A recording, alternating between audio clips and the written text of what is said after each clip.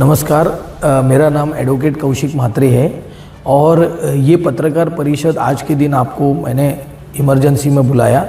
उसका रीज़न ये है कि जो एक प्रॉपर्टी है अयोध्या मीरा रोड, उस प्रॉपर्टी का जो विषय है लिटिगेशन में है।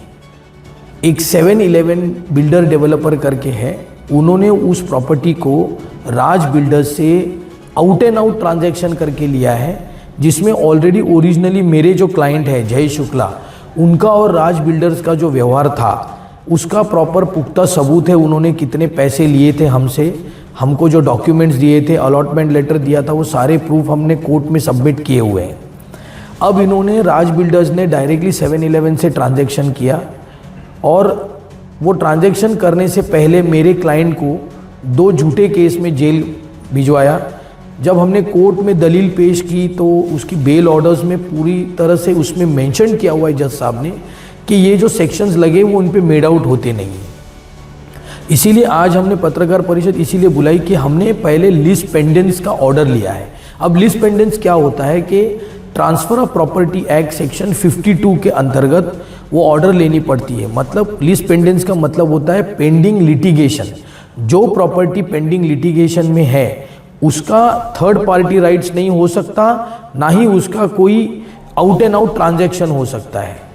तो वो ऑर्डर लेने के बाद जो याचिका करता है उसको हक मिलता है कि वो प्रॉपर्टी के बाहर एक बोर्ड लगाए उस पेंडिंग लिटिगेशन का, और जो अखबार है, जो रेप्यूटेड न्यूज़पेपर्स है, उसमें एक पब्लिक नोटिस दे ताकि जो पब्लिक पैसा इन्वेस्ट कर रही है उनको ये पता चले कि ये प्रॉपर्टी लिटिगेशन में है। जो कोर्ट का निर्णय आएगा उस पे निर्भर रहेगा कि इनको वहाँ पे फ्लैट मिलेगा या नहीं मिलेगा। तो ये सारे विषय आपके माध्यम से एक तो हमको प्रशासन को पहुँचाने हैं और दूसरे पब्लिक को पहुँचाने हैं। महारेरा को इस बात की जानकारी है क्या? 7-11 बिल्डर्स ने क्या किया है कि महारेरा को आधी इंफॉर्मेशन दी है, तो इस हिसाब से उन्होंने जो रेरा एक्ट में जो डिस्क्लोजर का कंसेप्ट है उसका भी उल्लंघन किया है। उन्होंने सिर्फ एक ही केस के बारे में बताया है, जबकि मेरे क्लाइंट जय शुक्ला ने उनके ऊपर MPID का केस दर्ज किया है। MPID केस तभी दर्ज होता है जब आप किसी से इन्वेस्टमेंट लेते हो जो प्रॉपर्टी आपकी है ही नहीं, तो वो केस अभी भी उनके अगेंस्ट में पेंडिंग है, लेकिन उसका उन्होंने कोई डिस्क्लोजर दिया नहीं है। इनफैक्ट टोटल 6 केसेस है लिटिगेशन में, हमने 6 केसेस का लीज पेंडेंस लिया हुआ है और इनका मतलब इनकी ड्यूटी बनती थी कि इनको 6 के 6 केस का ये देना चाहिए था डिस्क्लोजर। वैसा महाराष्ट्र गवर्नमेंट का GR भी आया है, तो वो GR का भी पालन नहीं हुआ है और रेरा को भी इन्होंने डिस्क्लोज नहीं किया हुआ है। सर, अक्सर देखा जाता है कि जगह मालक और भवन निर्माता ये दोनों की मिसअंडरस्टैंडिंग हो या दुर्व्यवहार के कारण, लेकिन इसमें फंसता है सामान्य आदमी। अगर सामान्य नागरिक की इसमें अगर कोई फंस जाता है तो उसके लिए आप क्या करोगे? देखिए, इसमें क्या होता है कि एक्चुअली जिम्मेदारी सामान्य नागरिक की ही है। जो एक्ट है सेल ऑफ गुड एक्ट्स, उसमें ऐसी तरतूद है कि बायर शुड बी बिवेयर, ऐसा उसमें लिखा हुआ है। वो एक पर्टिकुलर एक डॉक्ट्राइन है। अब वो मैं समझाने जाऊंगा तो वो तो बहुत बड़ी चीज़ हो जाएगी, लेकिन मैं आपको शॉर्ट में ये बताता हूँ कि वो एक्ट बोलता है कि जो बायर है उसकी ड्यूटी बनती है कि उसने ये सारी इन्फॉर्मेशन ले लेनी चाहिए पैसा इन्वेस्ट करने से पहले।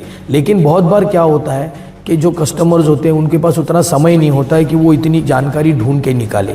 वो विकासक पे भरोसा करते हैं, पैसा इन्वेस्ट करते हैं और बाद में पता चलता है कि ये लिटिगेशन में, और फिर कोर्ट के चक्कर काटते हैं।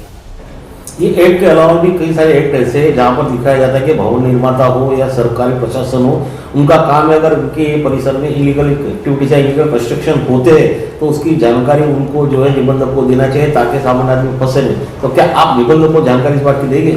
जरूर देंगे।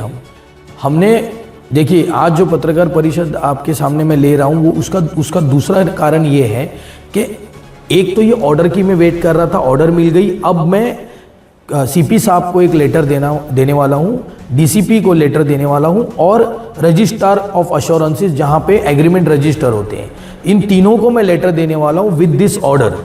क्योंकि ये ऑर्डर के बाद मुझे राइट मिलता है कि मैं इस पे जो एडवर्टीजमेंट बोर्ड लगाऊं इस लिटिगेशन का।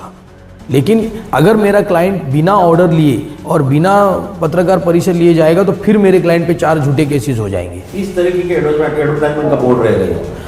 उसमें एक बड़ा सा 10 बाई 20 का बोर्ड होता है जिसमें प्रॉपर लिखा होता है कि लिस्ट पेंडेंस ऊपर लिखा होता है, लिटिगेशंस के सारी डिटेल्स दिए होते हैं और उसमें नीचे लिखा होता है कि जो पब्लिक है वो इन्वेस्टमेंट करने से पहले ये पेंडिंग लिटिगेशंस देख ले, और क्योंकि इसका जो रिजल्ट आएगा कोर्ट पे उस पर निर्भर रहेगा कि ये फ्लैट्स आपको मिलेंगे कि नहीं मिलेंगे।